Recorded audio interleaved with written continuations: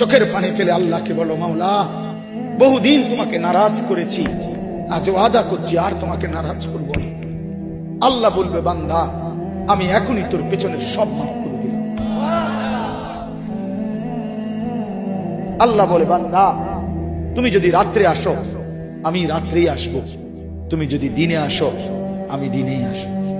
গুনাহ নিয়ে আসবা মাফ চাইতে রাতে, আমি আল্লাহ মাগফিরাত নিয়ে আসবো রাতে। তুমি আসবে যখন আমি আসবো তখন। তুমি আসবা এক বিগত, আমি আসবো এক হাত। তুমি আসবা এক হাত, আমি আসবো দুই হাত। তুমি আসবা হাঁটতে হাঁটতে, আমি আসবো দৌড়তে দৌড়তে। আও না বান্দা, আও, দেও সেজদা দাও, গোলামি করো, বন্দেগী করো, আমাকে ডাকে। কেন ভুলে গেলাম? মা গাররাক, মা গাররাক। আল্লাহ বলছে কোরআনে, মা গাররাক।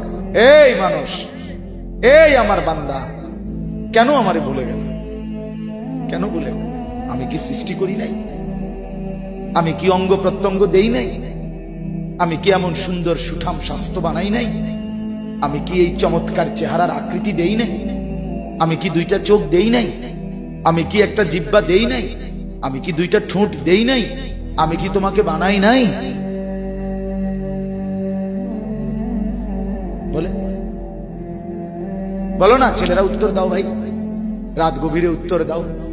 গভীর রাত, এখন কোটি কোটি মানুষ ঘুমায় গেছে। তুমি এখন বলো ইনসাফের সাথে, কত নারী দেখলে শখ মিটবে? কত উলঙ্গ ছবি দেখলে তোমার তৃপ্তি হবে? হ্যাঁ, মোবাইলে কত নগ্ন ছবি দেখলে তোমার আউশ মিটবে? বলো ভাইয়া, বলো বলো বলো, একটা ছেলে বলো। পৃথিবীর কত লক্ষ নারী দেখলে তোমার আর দেখতে মন চাইবে না? কত উলঙ্গ ছবি দেখলে তোমার আর মন চাইবে না?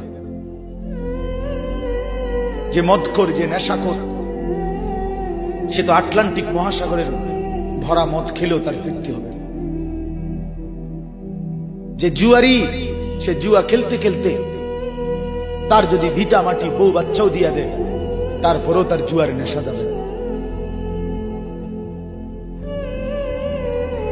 যে নারীতে আসক্ত, তার তৃপ্তি হয়। গুনাহ তৃপ্তি দেয় না, নাফরমানি তৃপ্তি দেয়। দুনিয়া একদমই অল্প, একদমই অল্প, একদমই অল্প, একদমই অল্প।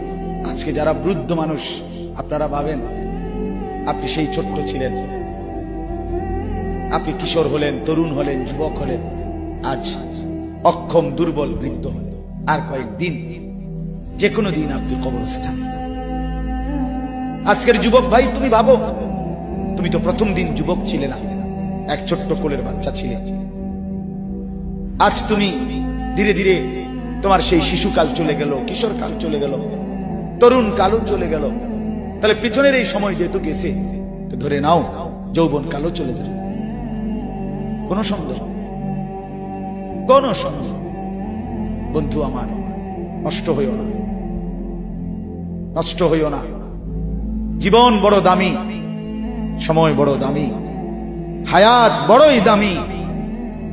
এত সুন্দর যৌবন নষ্ট করে দিও না। হাদিসের মধ্যে আছে, আল্লাহর নবী সাল্লাল্লাহু আলাইহি ওয়াসাল্লাম বলছিলেন, লাকাদ হামামতু আন আমুরা ফিতিয়াতি, আমার মন চায় আমার যুবকদেরকে সঙ্গে নিয়ে আমি ঘরে যারা নামাজ পড়ে আমি তাদেরকে বের করে আনি, অথবা আমি তাদেরকে আগুন দিয়ে ঘর সহ জ্বালিয়ে দেই। নবীজির হাদিস এটা। নবীজি বলছে, আমার ইচ্ছে জাগে আমার যুবক সঙ্গীদেরকে নিয়ে আমি মুসলমানের ঘরে ঘরে গিয়ে বেনামাজি ঘরে নামাজ পড়ে তাদেরকে টেনে হিচড়ে বের করে আনি।